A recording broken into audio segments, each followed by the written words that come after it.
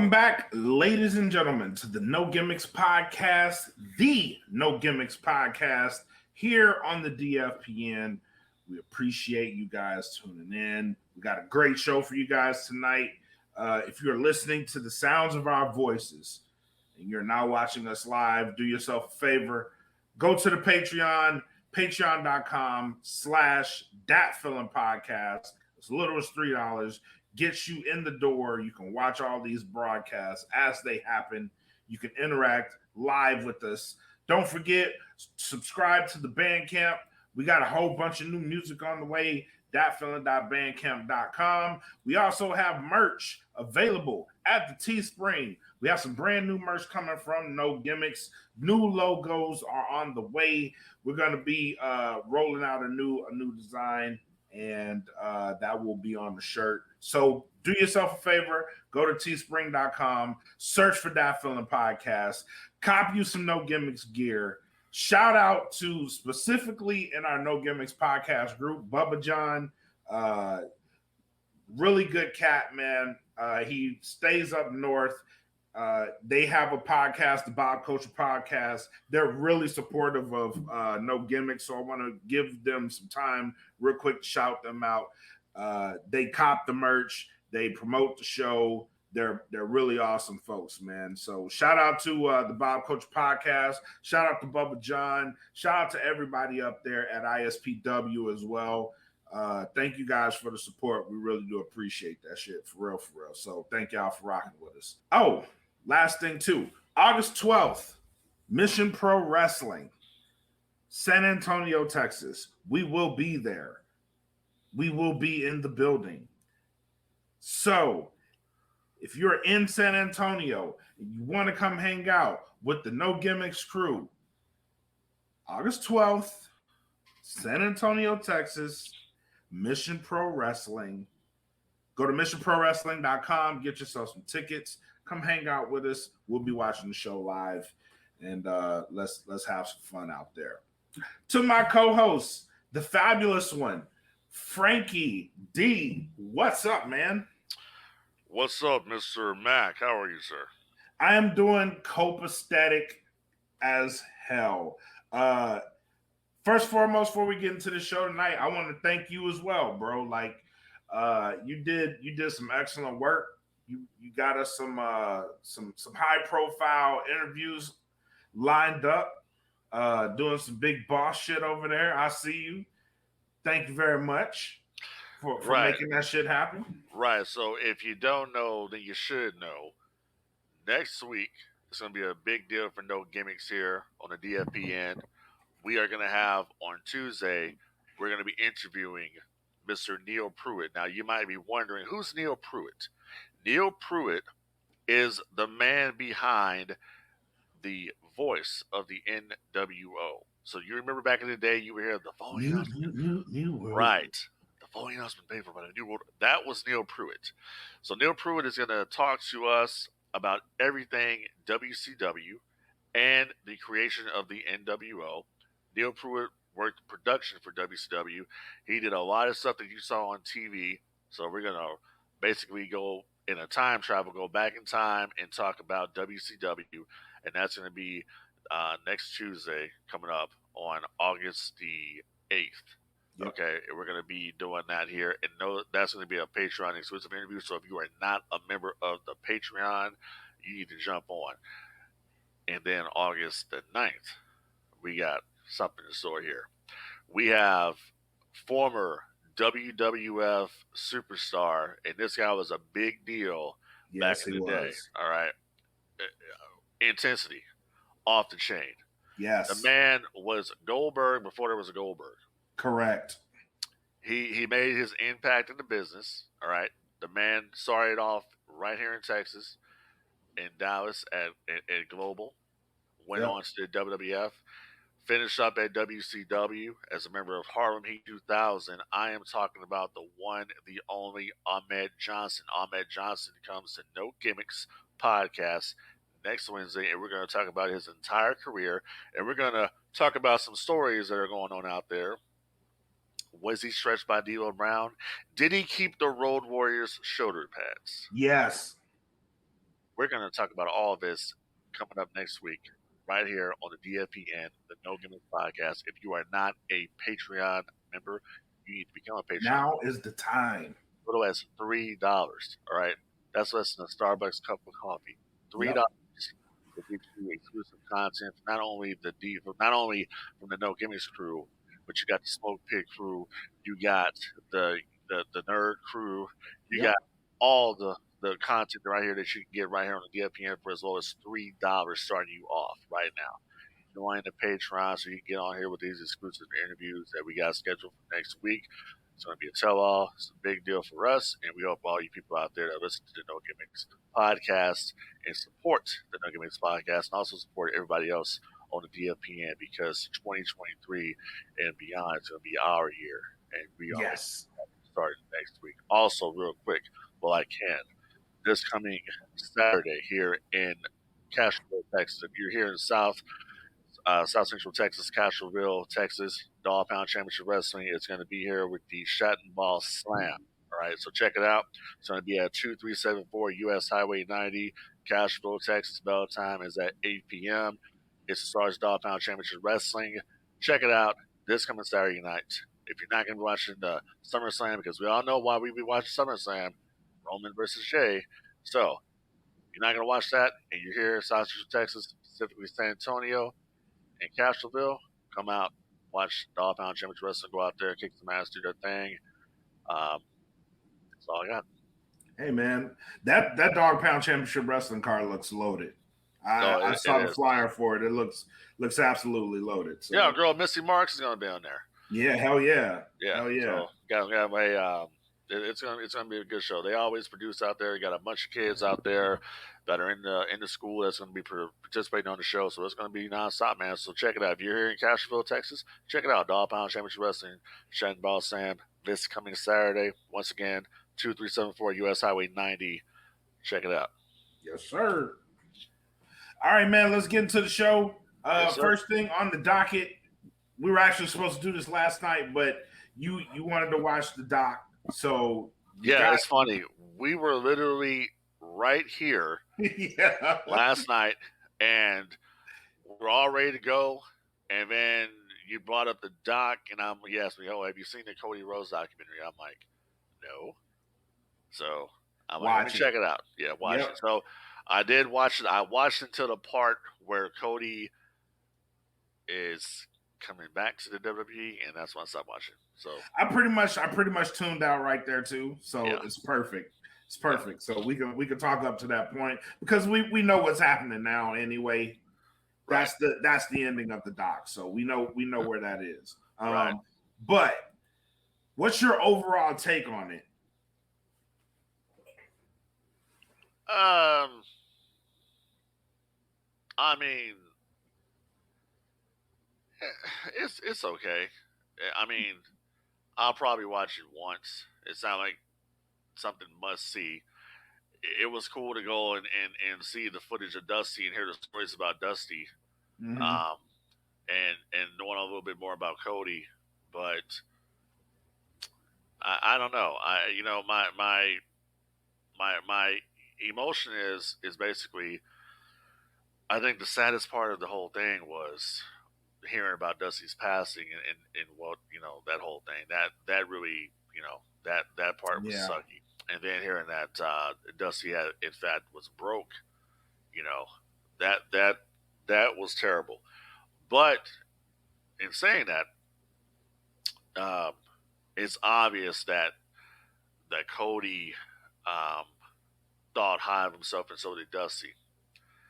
And Cody took a chance on going out there in the Indies. He could have had that guaranteed contract, had that guaranteed money, but he wasn't happy. He didn't want to say that was a hell of a move. Absolutely. So I got that out of it. I don't know. It's very, very interesting that Dusty Rhodes is nowhere on this doc. That's interesting that you mentioned that. Now that I think about it, because that it didn't run through my mind, but that's interesting. Yeah, I didn't see Dustin.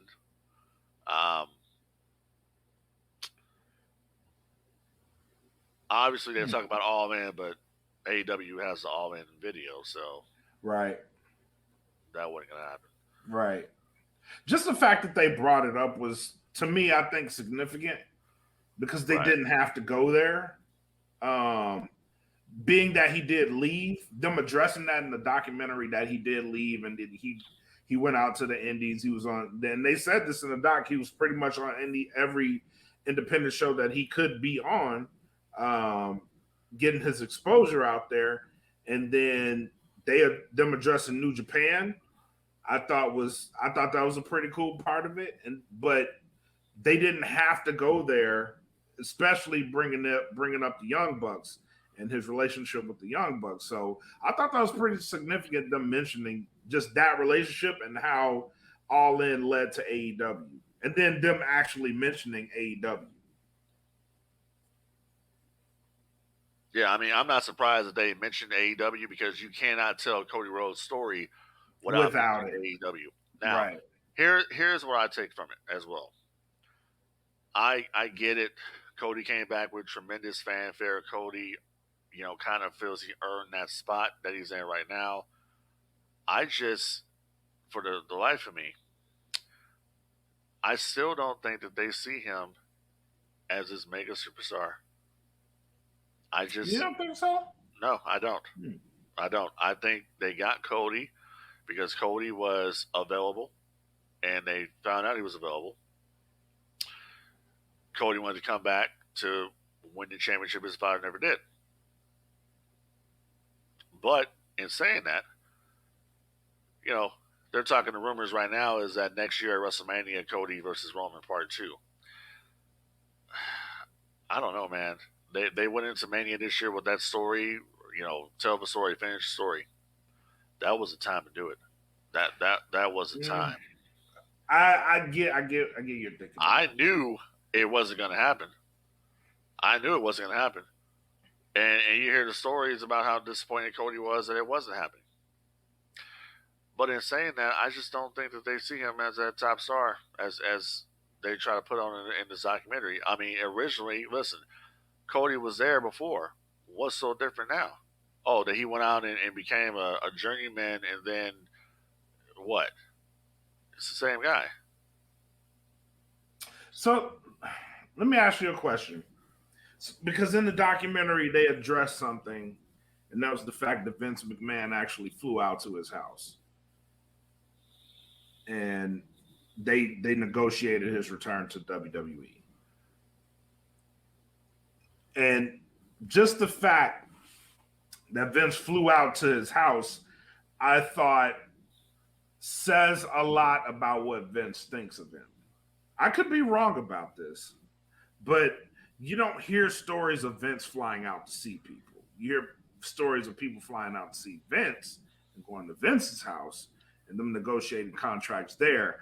I haven't heard. This is the first story I've heard of him going to anyone and actually seeking them out. Now, I could be wrong about that, but to me, it indicates a lot. I don't think it indicates anything. You know? No, I don't.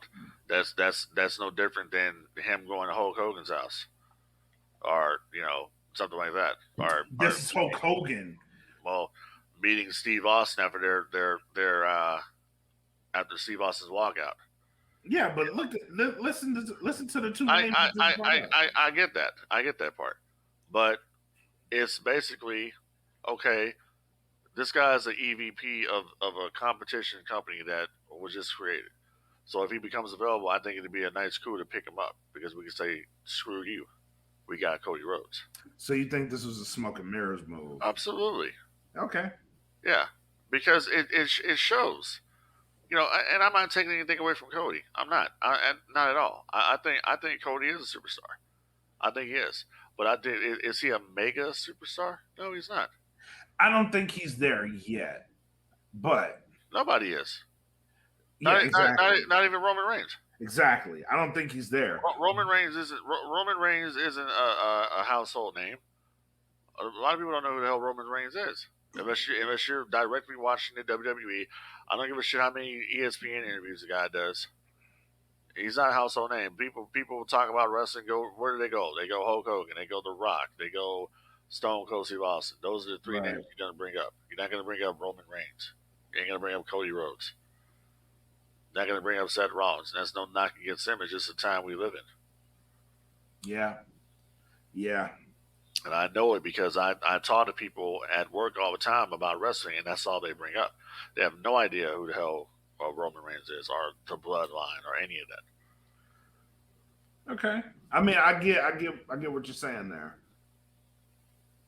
To me, I think what they tried to showcase in this doc was the fact that he did have to leave and come back for his light to shine brighter, if that makes any sense.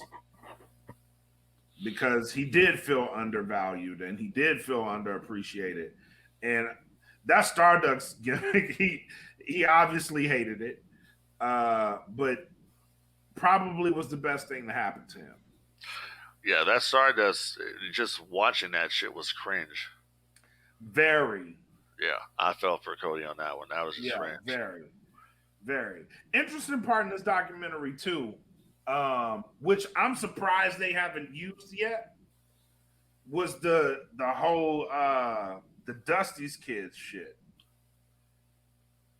That whole take on Dusty's kids. Yeah, Cody still from watching this doc, Cody still has a lot of animosity about some stuff. Very much. Very much. It clearly still bothers him that that was the case. And I'm really shocked. So not shocked in that sense, but there was reportings of like heat between him and Seth Rollins. Like legitimate heat between him and Seth Rollins. I'm wondering if that's what it stems from. It could be, but then again, now it seems like that heat has subsided because obviously Seth being in his documentary, right? You know, he wouldn't have did the doc if there was heat. Yeah, right. That's true too. That's true. You know, so I don't know. I don't know, man. That's a lot of people, though, bro. Like, you think of all the stars that came up under Dusty right now on the roster. Yeah, that's a lot of people, man. That's a lot of people that he had influence over, groomed for the position. And there's Cody in the doc. It clearly frustrated him. Yeah. And it still kind of frustrates him now. It has to. It has to. And I'm like, that story it needs to be told. Like, it does need to be told. And to me, I mean, he had to come back and I don't know. To me, in a perfect world, after watching what I watched with the documentary, how Cody felt about certain things and really felt about the WWE, and how the writer acted like they were typing something on the keyboard, but the power was off on the damn. That was crazy. Like you're pretty much just a piece of shit. You're not even worth our time. That was crazy. I think ultimately, from how do you use this in the story? It's very simple. You bring this back right here. That's how you do it. Yeah, like watching that documentary, I was like, that's the angle. And we've talked about it. We talked about it on the show a lot. If we were to bring back a version of the NWO, Cody would be the perfect guy to do it. Absolutely. That would be the perfect angle to do it in, because it affects so many people. It does. It just does. So, and the main guy that it affects, Roman Reigns. Absolutely. It affects Roman. It affects Seth. I mean, the two champions. The two champions. Now. Yep. And it's like you would have to have a situation in a perfect world where Cody would have to be the ultimate heel, really the American Nightmare, to he would have to do something so dastardly that even these two guys who don't really like each other would have to form an alliance together. No different than back in the day when Sting, Flair, Luger, and the Horsemen all had to join up together to fight the NWO. Yep. So they could do that with Cody. I don't know if they will, but it's a perfect catalyst for the story. Would be Cody is trying to basically kill the WWE because the WWE almost killed his career. If you want to think, Right. they killed his love for the business, his passion for the business, and I really, I really resent Dusty's kids. I'm Dusty's kid. Yes. I'm his real kid. He said Yeah. that in the documentary. Right. It's like you could be Dusty's kids. I'm his actual kid. Yeah. And yeah, dude, there's so many ways you can go. There's so many ways you can go with There's so that. many people that he can work with too. I mean, Yeah. there's the Kevin Owens, there's the Sami Zayn's, there's the Roman Reigns, there's the Seth Rollins. There's so many cats that he can work with and make the story happen. You know what I mean? But you have to get people that are like-minded.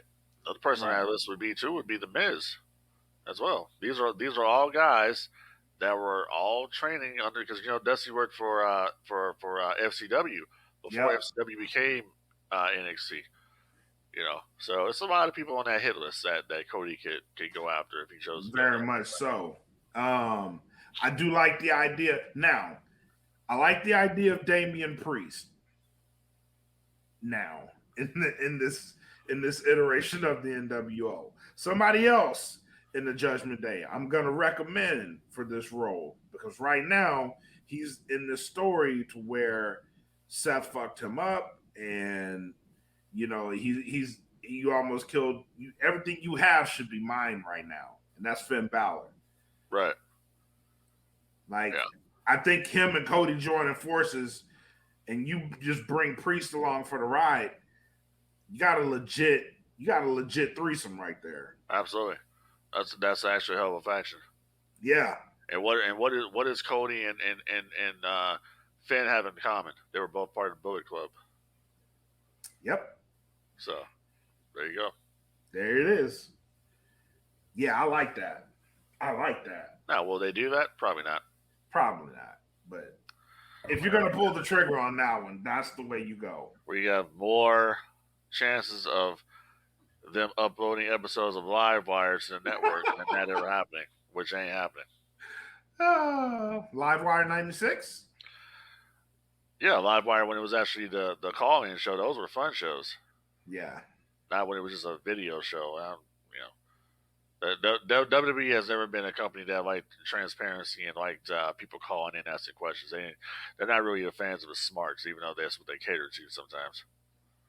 Like a guy named George from where did he say he was from? Oh no, you talking about we have Bruce from Connecticut. Yeah, Bruce from Connecticut. Right. Paul Heyman.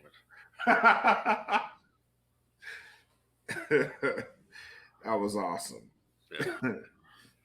All right, man. Let's shift gears here a minute. So let's go to AEW. The Elite were reported to have signed new deals. Specifics haven't been really made yet, but one report said that at least one contract is for at least 4 years. That's about the gist that we got. Now they were on Dynamite tonight, and they did make the announcement that they resigned, that they're going to be staying there. You won't be getting rid of them anytime soon. This could be leading to something.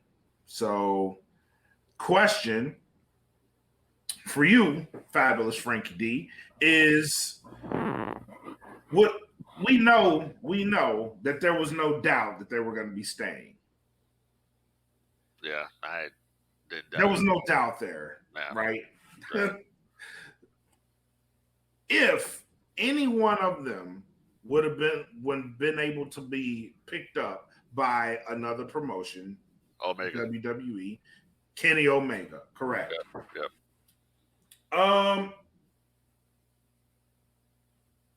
So with that came out a bunch of different reports that there may have been interest. Would it have been in Kenny Omega or would it have been in the Elite as a whole? I don't think it would have been in the Elite as a whole. I think it was more Kenny Omega. And all the reports that were put out from Fightful, PW Insider, to Torch, whatever, site that you go to for your news, the big name that you heard about was Kenny Omega. That's Right. the one guy that they were talking about. But right now, WWE has a freeze on talent. So they're not really bringing anybody in at the moment. So I don't see how that would have happened to begin with, especially right now when they're still doing the sell for with Endeavor. So I don't know if they necessarily think they're going to bring anybody in. I could be wrong, but I never for one second ever thought that the Elite were going to go to WWE. I don't know if Cody was talking to him. I don't know what the deal is with that. But how can you have AEW honestly without the Elite? Right. Which is one thing that they said.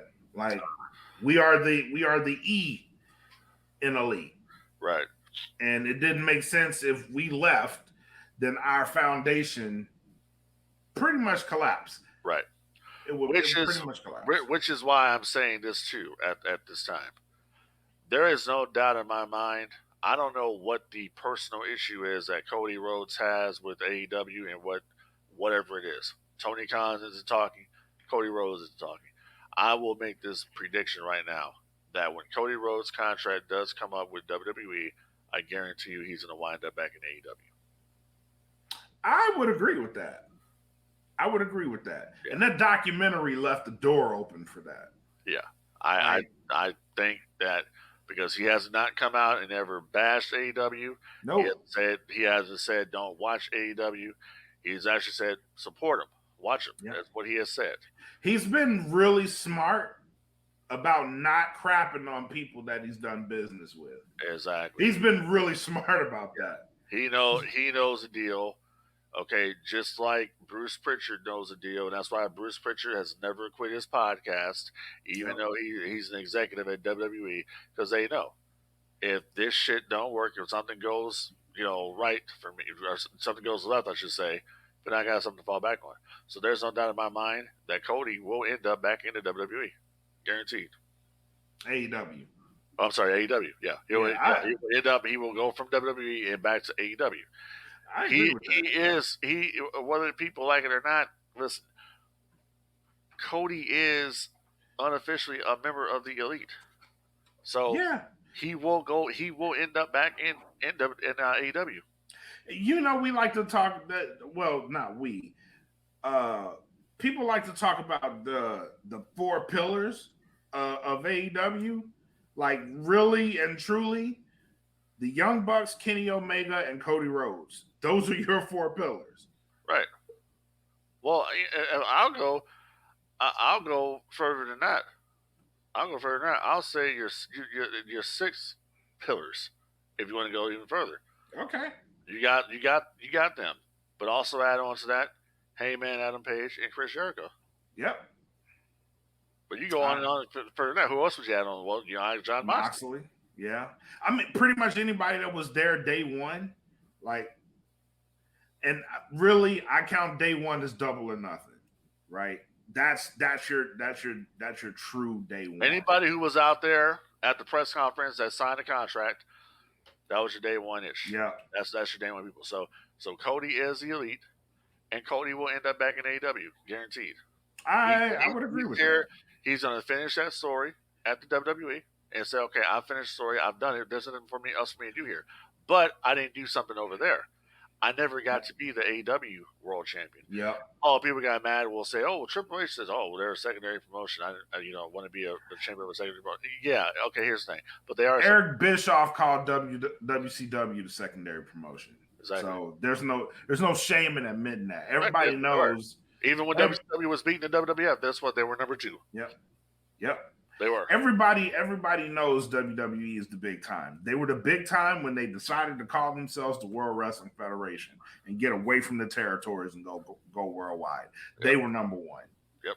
And that's not an opinion. That's that's a just fact. fact.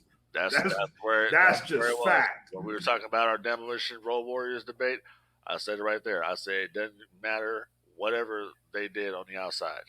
Didn't matter. When you come over to Vince, it's like you never did anything. I wouldn't say that. I wouldn't go that far, but they are the number one promotion. Oh, it is that far. They'll tell you that. They will tell you anything you did. This is the reason why so many guys come in and they change their personas. If they didn't feel that way, then Sami Zayn wouldn't be Sami Zayn. He would have been El It'd be El Generico. Yeah, Exactly. I get that.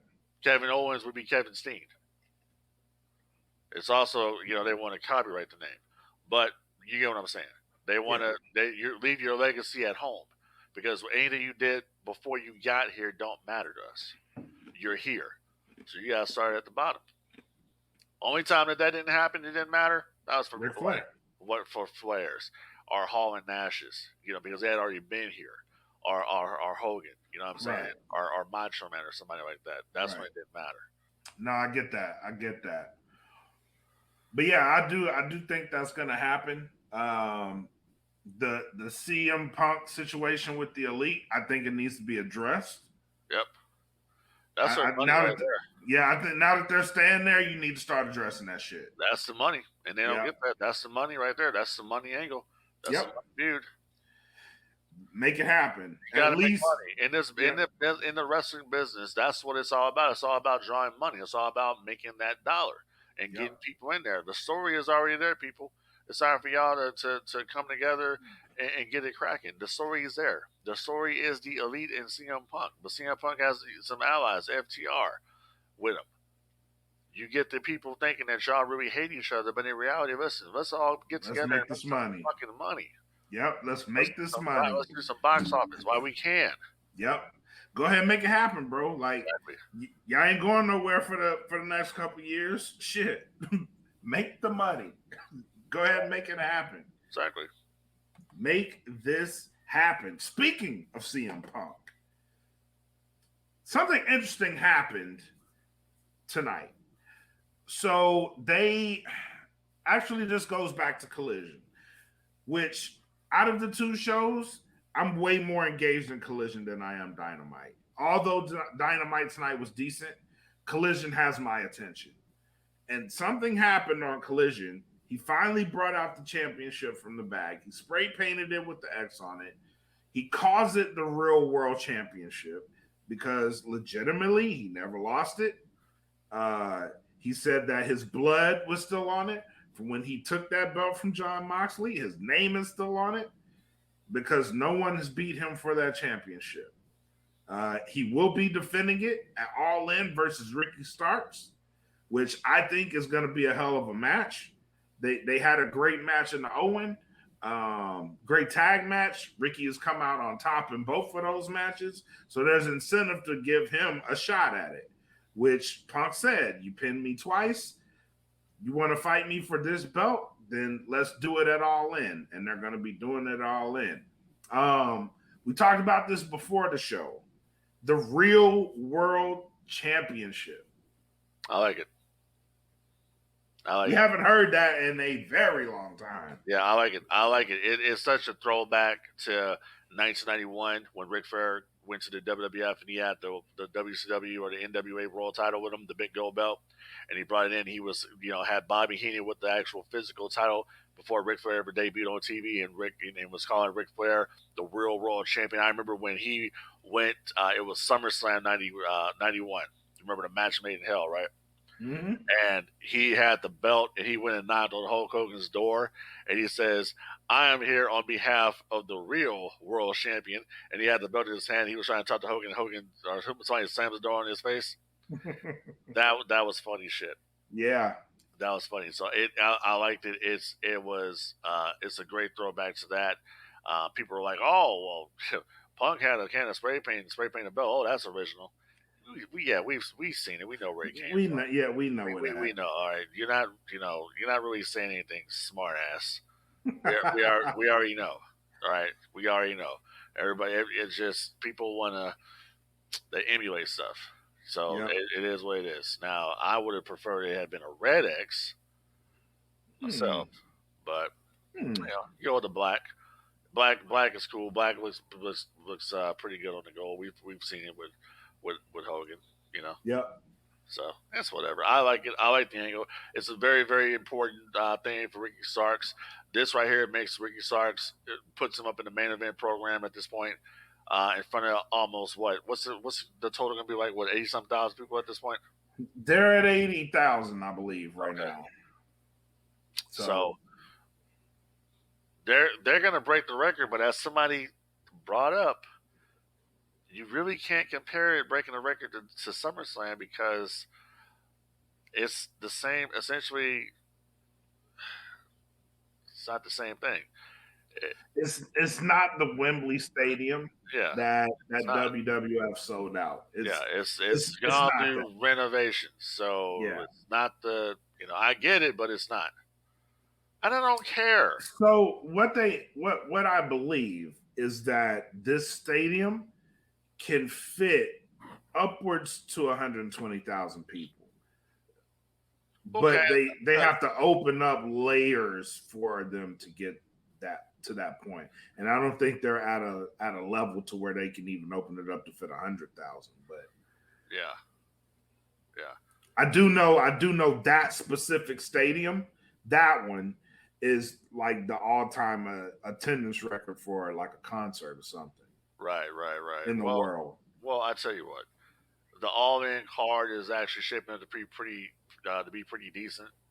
Mhm. Um, but then they really risk because okay, so you're doing all in pay per view. I Yep. think what maybe what 50, $60. Then you turn around and do an all out for next week. Yeah, that's kind of reminds me of remember back in the day in '91, Vince did Survivor Series, and then they turned right around and did this Tuesday in Texas. Yeah. So could we see history here? Now listen to this. Listen to this. I'll predict this right here. Predict the future. Ricky Starks beats CM Punk in England. CM Punk beats Ricky Stark in Chicago. I can see that happening. Or CM Punk beats Ricky Starks in England, but then he drops it to him in Chicago. I like the latter. Yeah. I think you get more out of him going over in England. I think you do too, just simply because of the crowd, the size of the Yeah. crowd, how that Yeah. would look. That would be a big deal. So that's what I'm Yeah. thinking. So basically, at Yeah. this point, guess what we're doing? We're copying 1991 WWF, which It's is a bad okay. thing. Which is a bad thing because It's okay. everything that we see in the business, we've already seen it before, anyways. Well, I believe you have to copy a format because a lot of these people that are going to be on the All In card haven't wrestled in a arena or a stadium, let alone a stadium that's jam packed with that many people in it. That's going to be a completely new experience. Like you're going to see a lot of deer in the headlights look on this card because a lot of these people haven't done that shit before. And I'm gonna tell you right now, listen, SummerSlam is this weekend. It's gonna be in Detroit.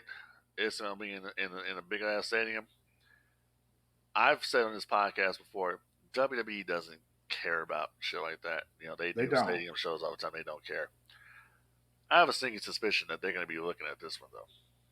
The All In card. Yes, they're going. I think they're going to be paying attention to this one You have just to to see what they're going to do. This is the first time this has happened. See, you remember back in the day, WCW would draw 40,000 people to in the Houston Astrodome or the Superdome in Louisiana or the Alamo Dome for fucking Nitro. Mm-hmm. Okay, so of course they're going to be looking at this and seeing what they're going to do because right now, to me, listen, WWE is hot right now, but WWE is hot because of the bloodline. That's why they're hot. People just need to admit this. They're hot because of the bloodline. Yeah, they're doing sellout record business. Yes. Yeah. Does WWE have some quality stuff on the card right now? Yes, they do. Cody Rhodes. Okay? Cody Rhodes, Brock Lesnar, Seth Rollins. Yes, but on the SmackDown side, it's the Bloodline. Bloodline's carrying that whole show. That's what people are there to see. People are there Bloodline's to. carrying the company. Bloodline's carrying the company. You're absolutely Yeah, correct. They are carrying it, but eventually that shit's gonna fizzle out. it has to. Like I haven't even seen what happened on the SmackDown because I'm just not I'm not really as invested anymore because we're on the tail It's end still a of good. it's still It's a good still a good story, show. but it's not must see to me anymore like it had been. It's not. I got other shit I'm doing right now, so it's not must see. Like, oh damn, I gotta see what's happening. I gotta see what's cracking. You know what I Yeah, mean? There's other yeah. stuff going on right now. I'm actually looking more into the evolution of Ricky Starks' character, or Jungle Boy, or I'm sorry, Jack Perry, Jack Perry, Hollywood Jack Perry is what I would call him. dude. And I'm saying this because you're absolutely right, and it's all happening on Collision. Yeah, yeah. So Like, that's why I'm more interested in what's going on over that side yeah, because I've seen this story over here. I see what's going on over here, and my God, I'm gonna tell you, I'm gonna tell you the problem with the Bloodline story. The problem with the Bloodline story too is the fact that my goodness has Sami Zayn cooled off.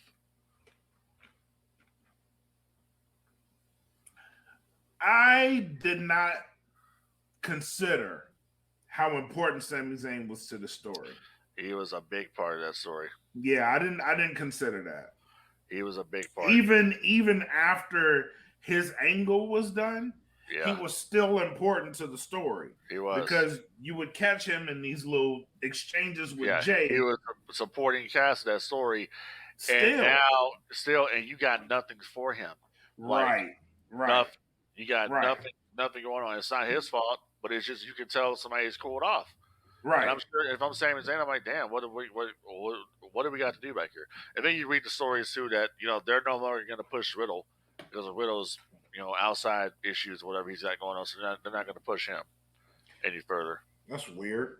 Yeah. I didn't even know about that. Yeah, I read that story. Whether it's true or not, I don't know. But real quick here, you listened to Busted Open Radio this morning. Yes. And the greatest writer in the history of the business, Mr. Vince Russo, was on the show.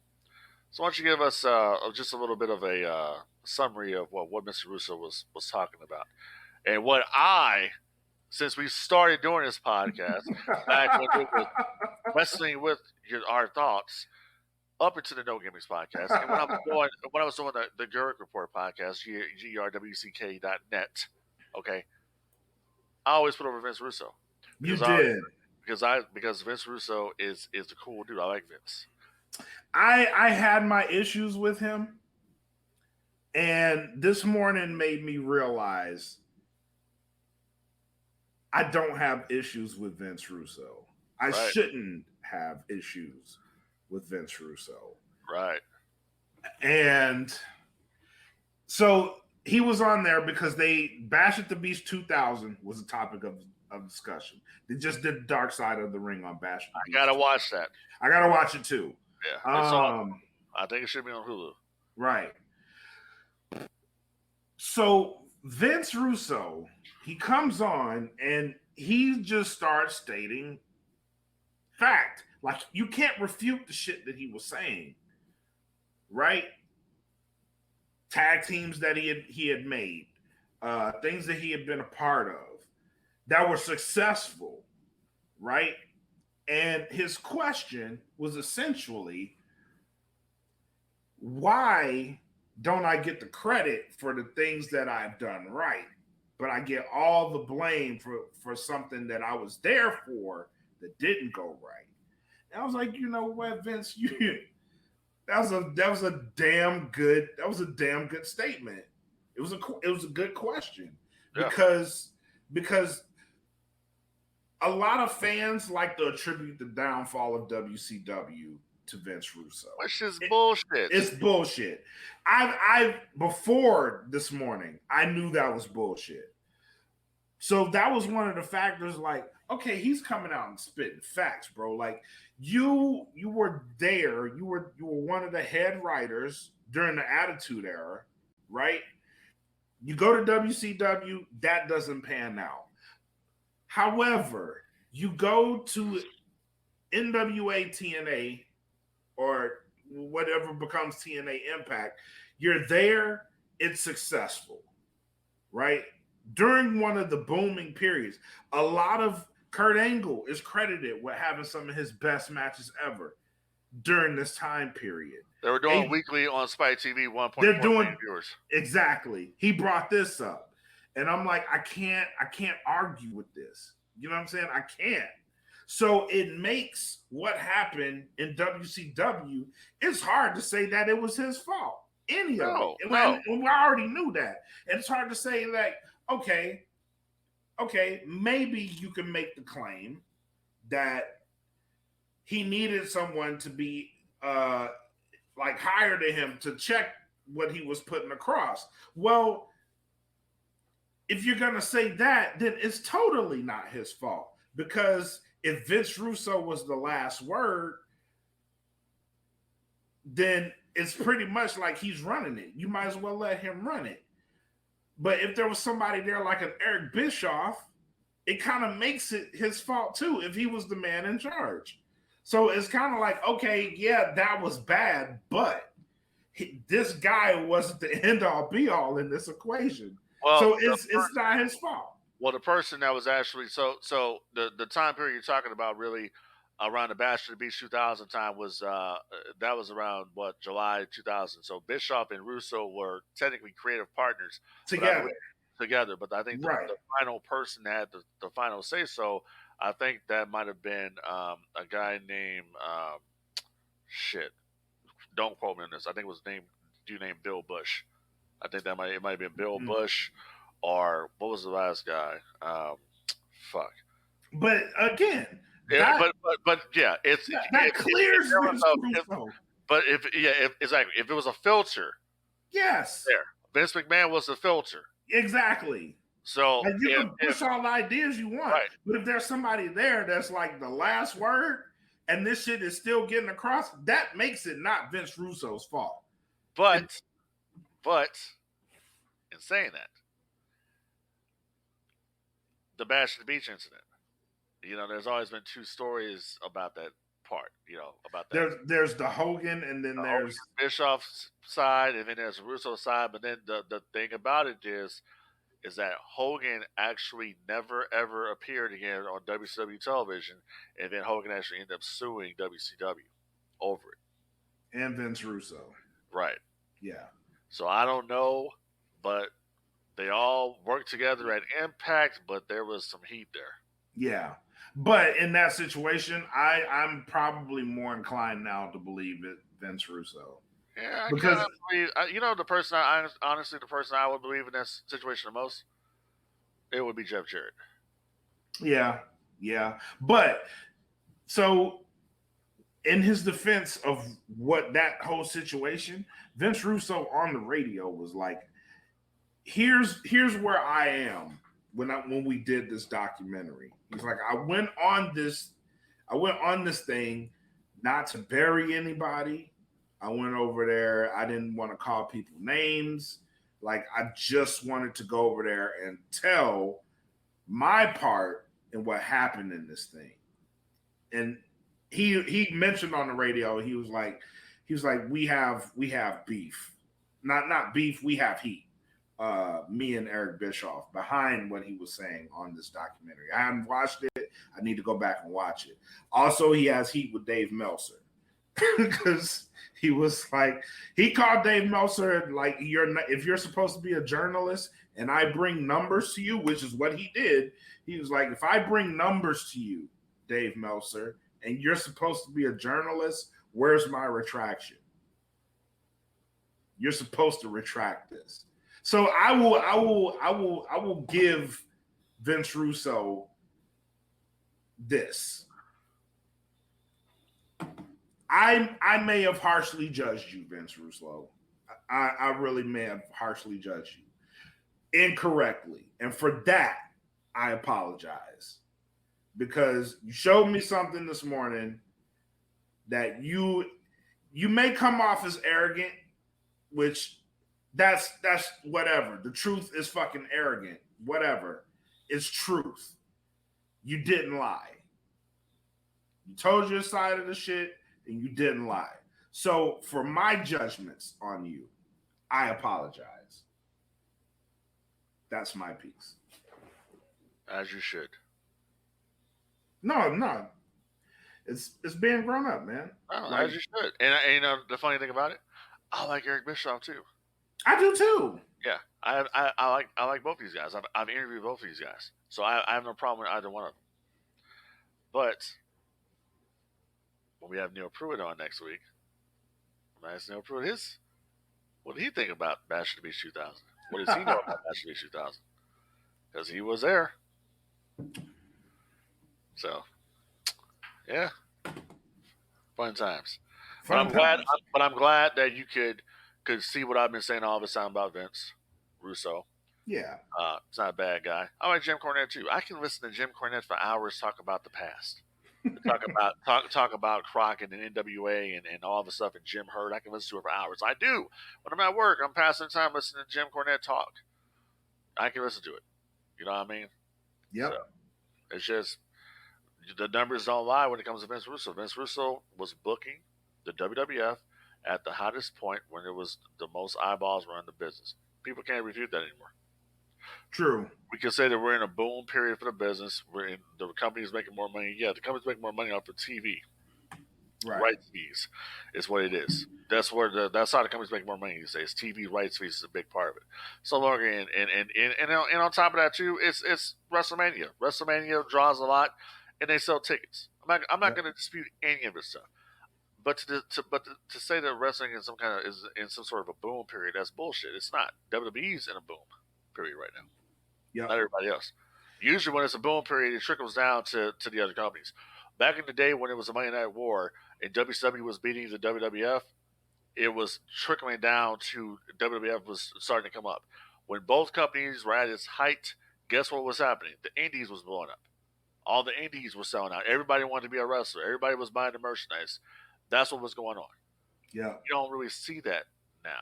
You kind of see it a little bit, but it's not booming like it was. No, because even on this show, when I interview people, like it's rare that you get an influence from somebody modern.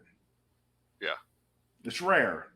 Like the one, maybe two. I had one that was a Sasha Banks and another one that was it. That was the only modern one. Yeah. Everybody else, you got to go back. You got to go back to the Attitude Era. Exactly. In the golden era, you go back to because those guys were characters. Those guys knew how to use psychology. You look. That's what kind of kills me about AEW. You got fucking Jake the Snake Roberts back there. Who knows more about the psychology of this business and what to do and what not to do and what time to do it than Jake Please Roberts? make this man an agent or something, bro. Like, don't just have him back there. You know what I mean? Yeah, it's like, dude, like promo. Who cuts better promos than Jake Roberts? Just the intensity without having to be intense. Exactly. Is a fucking art, bro. Like, you never heard Jake Roberts. He didn't have to yell. He didn't have to yell.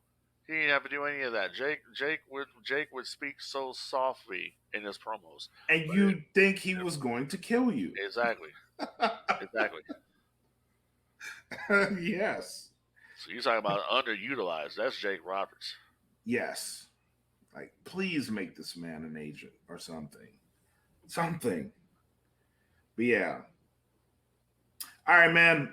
Last of the Mohicans. SummerSlam predictions. You ready? Good. All right. So starting us off on the pre-show. This was supposed to be like a big event, but I don't think it got a lot of steam behind it. Becky Lynch versus Trish Stratus is happening on the pre-show. Why is that match happening on the pre-show? Because it didn't get a lot of backing, bro. Why is that?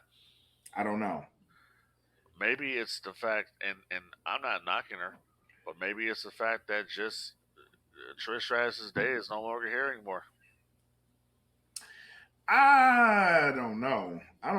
Because she started this feud off hot.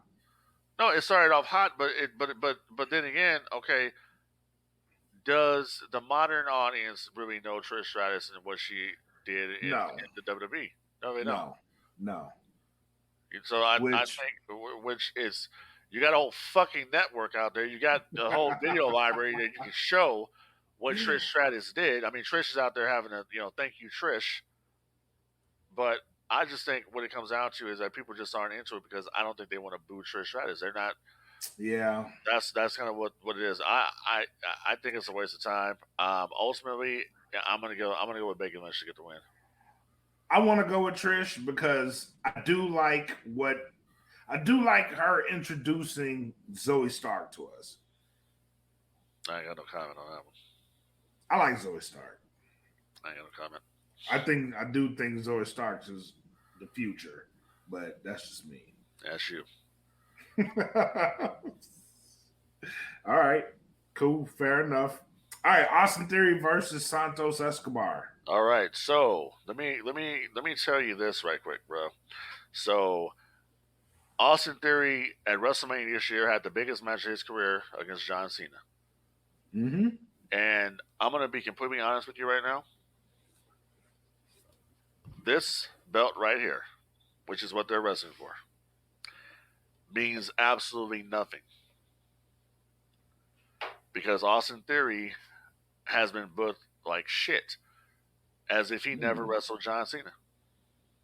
So, if I want to put a wrinkle in this situation and I want to do something different, I'm going to go with Santos Escobar to get the win. I'm going to agree with you.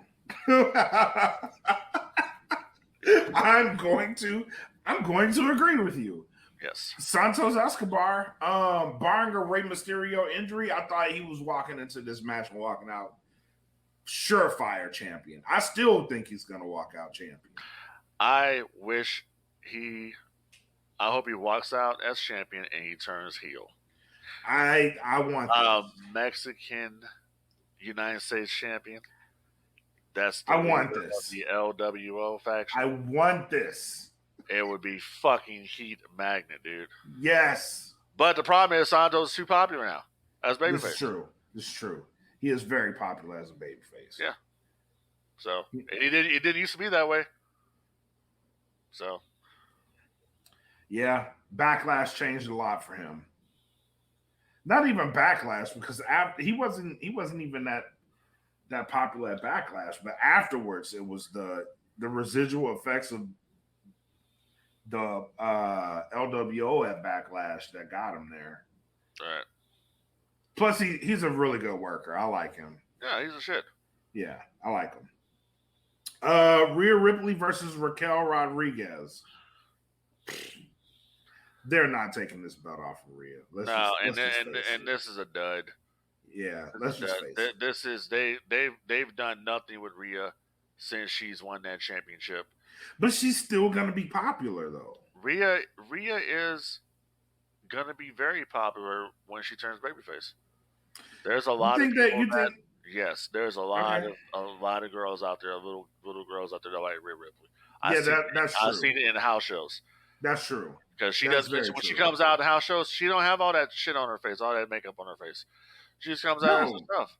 And I think she looks better. Rhea Ripley is a very attractive woman. She's very pretty. Yeah. I keep telling people this. Like Rhea Ripley is very pretty. I have to tell my wife this. Like, yo, Rhea Ripley reminds me of Ruby Rose, if you know who Ruby Rose is. No. She's Australian too. She was in there's an Australian show that's like Orange is the New Black called Wentworth. She was in that show. Okay. Actually, she may have been in Orange is the New Black, honestly. But she's like an Australian actress. But she looks like Rhea Ripley. And I was like, yeah, she's really pretty without all the goth shit. Yeah. So. But I'm gonna go with Rhea Ripley to retain. Yeah, I'm going Rhea too. Tag team championships. Kevin Owens, Sami Zayn versus the Judgment Day, which is Damian Priest and Dom. I am going to go with Zayn. Zayn and Owens? Yep. This is a tricky one for me.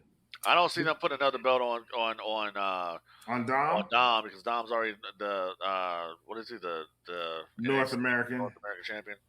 You can have him. You can have him. Oh, this would be. This would be now. That would be nuclear heat. If they did go over, and he did have 2 belts, I could realistically see this as a win for them. Honestly, I don't know. I don't really see the tag team belts just don't mean shit. they don't. But look at Judgment Day right now. Everybody has a belt except fucking Finn Balor. Well, Damian Priest doesn't have a belt either, but Right. he has the Money in the Bank briefcase. He has that. So that's another reason why I wouldn't put the belts on because that's too much shit for Damian Priest to carry around. Okay, You know, he has to carry that Money in the Bank briefcase around the airport. Then now you got to carry 2 belts in the damn briefcase. That's true. All right. They say they'll put that. I'm like, no, I don't want to carry all that shit. I barely want to carry his briefcase. All right. Fair enough. Kevin and Sammy. Yep. Fair enough. If Kevin can even compete because he has an injury. Oh yeah, that's true. A legit injury. That's true. He did get hurt a couple weeks back. Yeah. Then we got a SummerSlam Battle Royal, 20-man. I'm gonna give you my winner right away. I don't know who all is in this one, but LA Knight's in it, so LA Knight's winning it. Yeah, that's pretty much how that's gonna go. That's cut and dry.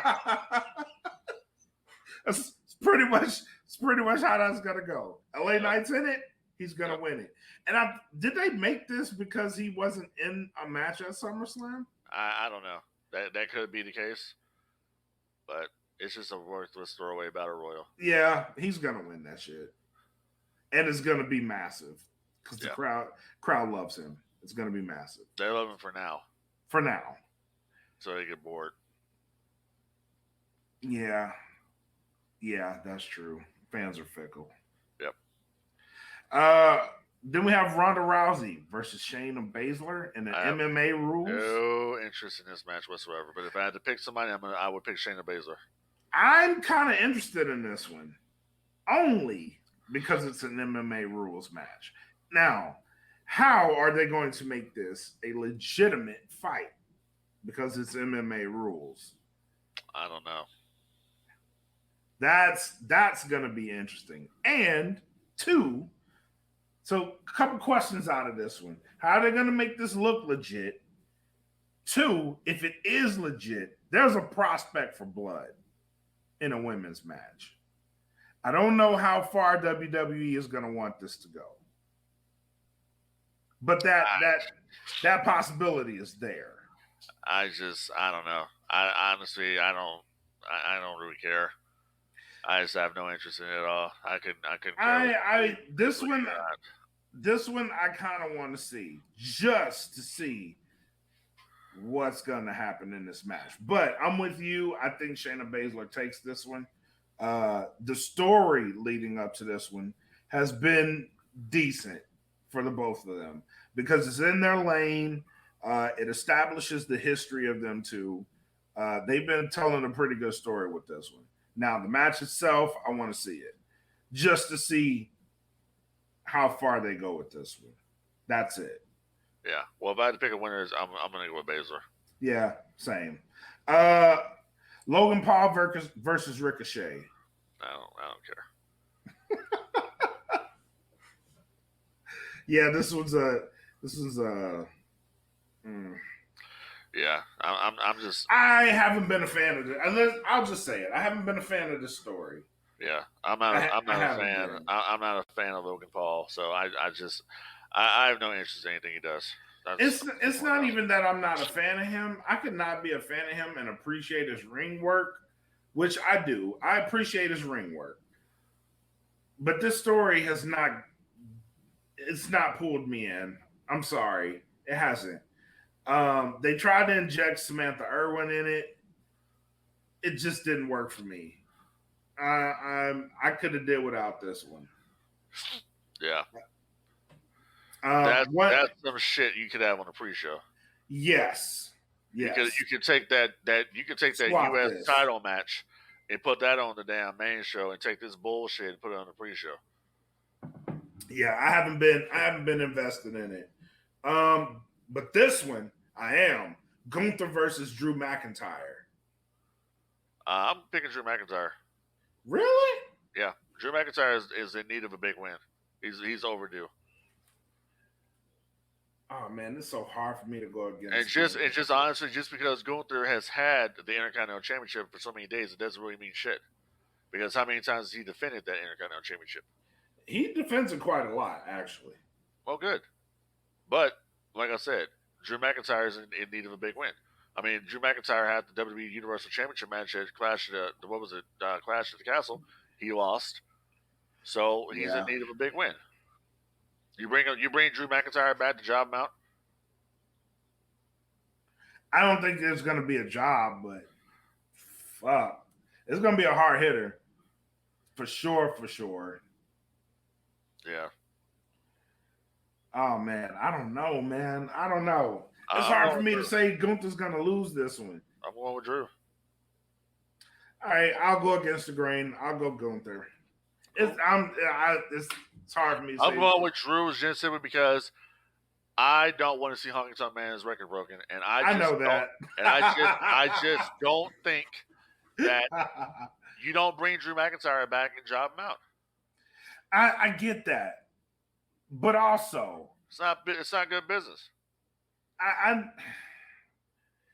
listen. You're talking a great game. You are, but I do think that they're going to have him beat Honky Tonk's record. Well, but I mean, okay, even if he does, I mean, okay, if you have a guy, and this is the problem you run into with the Roman Reigns experiment. This is the same problem they ran into with the Hulkamania experience. If you have a guy as a champion for so long, I don't need to watch the show because I already know how this shit's going to end. He's going to beat him.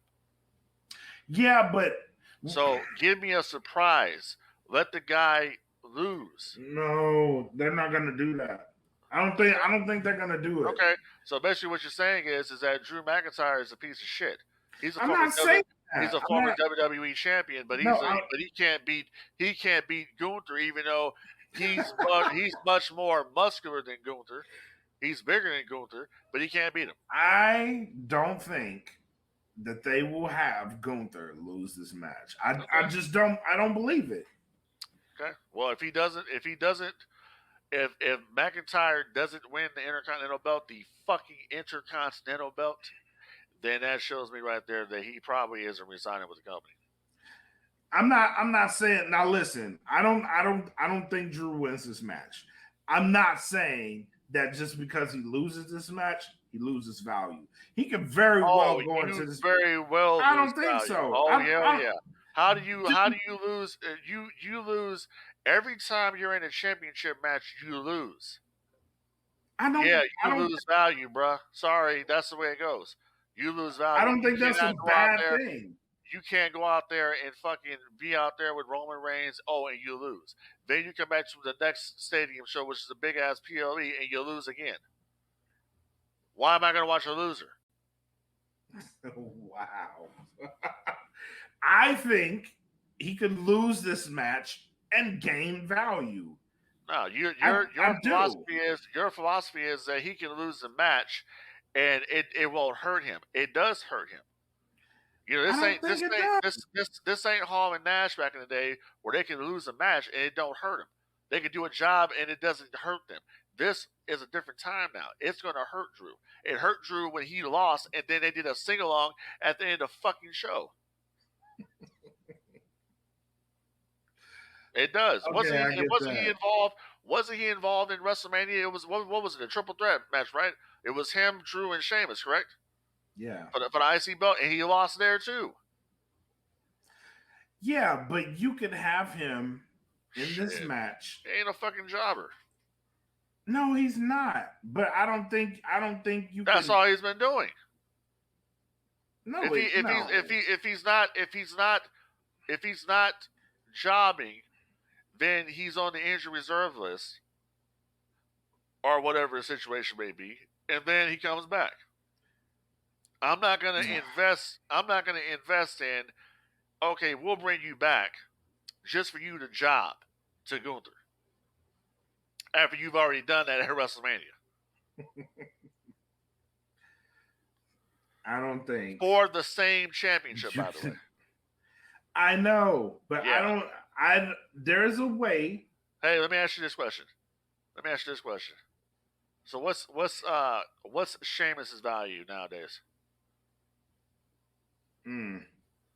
Other than that's a good question. Yeah. Sheamus as a performer, as a in-ring competitor, not much there right now. However, him being there with Butch has elevated Butch. Him being with the Brawling Brutes has elevated those guys. Elevated them how? Butch is on his way to being a competitor himself. Okay, but when we talk elevation, we're referring to championship wins. We're talking merch sales. That's what we're talking about. Okay, I'm talking popularity. We don't give a shit about any of the other shit. So He's tell on me his how way, tell me how he's been elevated. Are the fans chanting Butch when he's out there wrestling? Yes. They are? Yeah. They're chanting Butch. Yes. So they're chanting for him. So it's not the Thunderdome piping in cheers. No. You sure about that? Yes. Okay. This is not a Dom situation. I remember when the NWO were inducted into the Hall of Fame, and they were inside the Thunderdome, and they were doing their speech, and the fucking audience said, "Too sweet." So we sure about that? No, this isn't the choir yelling this shit. No. Okay. I just don't see it myself, and it goes back to Gunther and Drew McIntyre. Listen, I'm not taking anything away from Gunther. Gunther has one of the best theme songs in the whole damn company. I'm not taking anything away from him or his work. I have no problem with him whatsoever. I'm just saying, for me, it's not good business for me to job out a guy that looks like Drew McIntyre. Okay. Fair enough. I'm gonna pick Drew McIntyre. Fair enough. If I was in a booking room and somebody voted against that, I'll say you are out of your fucking mind. I'm out of my mind because I'm going Gunther. You go right ahead, son. Gunther for history. You go right ahead, Alex. You go right ahead. Gunther. All right, we got a triple threat. Asuka, Bianca, Charlotte. I'll tell you who's not gonna win.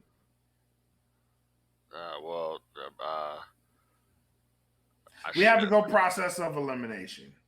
Okay, I am gonna go. It has to go to Charlotte. Ding ding ding! Yeah. Circle gets the square. Yeah, it has to go to Charlotte because if what happens is it could set up a Bianca heel turn if she doesn't win. Yep, and she don't have to get pinned. Right. Sorry, but they just don't. They don't value Asuka. They don't value Asuka at all. They don't. Nope. Nope. Asuka, unfortunately, is a transitional champion. Crazy. Yeah, it is crazy. How hot she was in NXT. Crazy. Yeah. She went through what? Damn near 2 years undefeated. Yep. So she can't even. She's a transitional champion. You are absolutely correct. The last time she held this thing is because Becky Lynch got pregnant. Only to lose that shit. Crazy. That is crazy. Hold on. We got a little bit of breaking news right now. I don't know how true this is.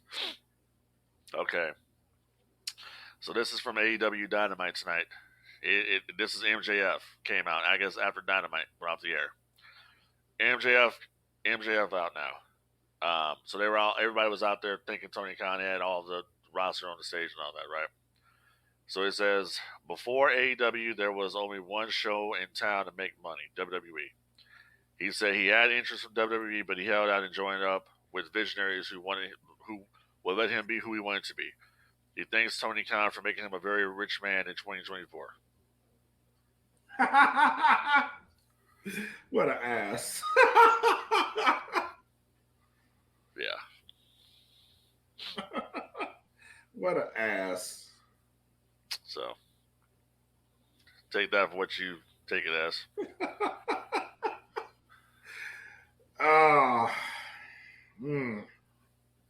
That was a compliment with I a guess. backhand attached to it. Right.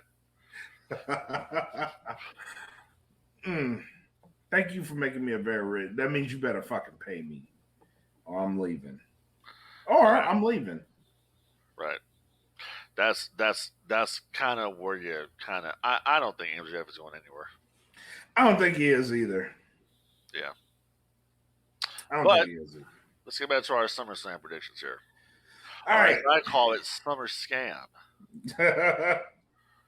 All right. World Championship, World Heavyweight Championship. Seth Rollins, Finn Balor.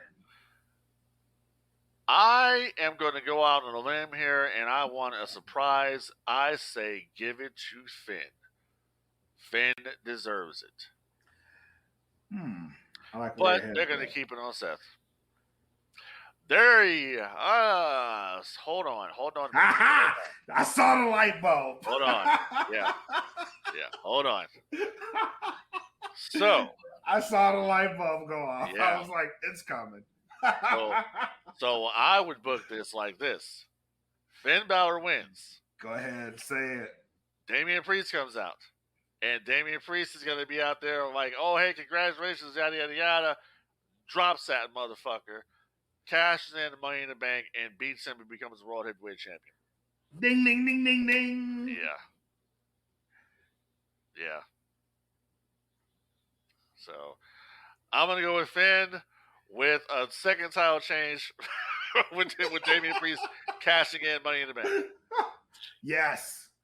I believe they were setting this shit up since Money in the Bank. Yeah, that's what I'm saying. Give me a surprise. Yeah. Give me something. Yeah, I think this is the payoff. They've been setting this up since Money in the Bank. Finn beats Seth. He gets his revenge, only to get stabbed in the to get stabbed in the back. Yep. I believe that's the case. Yep. So yeah, I'm gonna say Finn, but I'm also gonna say Damian Priest cashes in because Damian Priest is on early in this show. He sure is. They will lose, but he will ultimately win. Yep, I believe that. Yeah. All right. Cody Rhodes, Brock Lesnar. I gotta go with Cody. Gotta go with Cody. I'm gonna say Cody as well. Yeah. Although wait. Brock Lesnar at SummerSlam. Who won at Backlash? Cody. Oh, so my he had the broken arm, right? He had a broken arm, right? He did. That's what he had at Backlash. I believe so. So if that was the event he won. If that's the case, I got to go with Brock then, because that's usually the way wrestling works. One person goes over this one, and then I get the win the next time around. So I was going to bring up the point: Brock Lesnar at SummerSlam has a brutal record. Yeah, record of losing. Yeah, it's time to break that record. So I'm gonna go with Brock Lesnar. I may be inclined to go Brock Lesnar too. Yeah. I think Brock takes this one. And then finally, Tribal Combat. Roman Reigns versus Jey Uso for the undisputed WWE Universal Championship. I'm going to go with Roman Reigns to beat Jey Uso with an assist from Jimmy Uso. You think Jimmy turns? Yep. Interesting. Which would make no fucking sense. But this whole feud makes no sense because Jey didn't want to be Tribal Chief. True. Neither did Jimmy. Right. Either that happens or somebody from the outside comes in.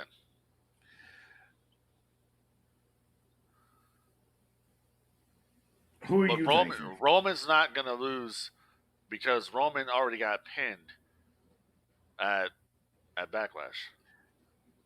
And Money in the Bank. Money in the Bank. There you go. So, actually, matter of fact, that's when Cody and Cody wrestled Brock was Money in the Bank. It wasn't Backlash. My bad. It was Money. It was Money in the Bank. They wrestled Backlash too, right? Yeah, they did. Okay.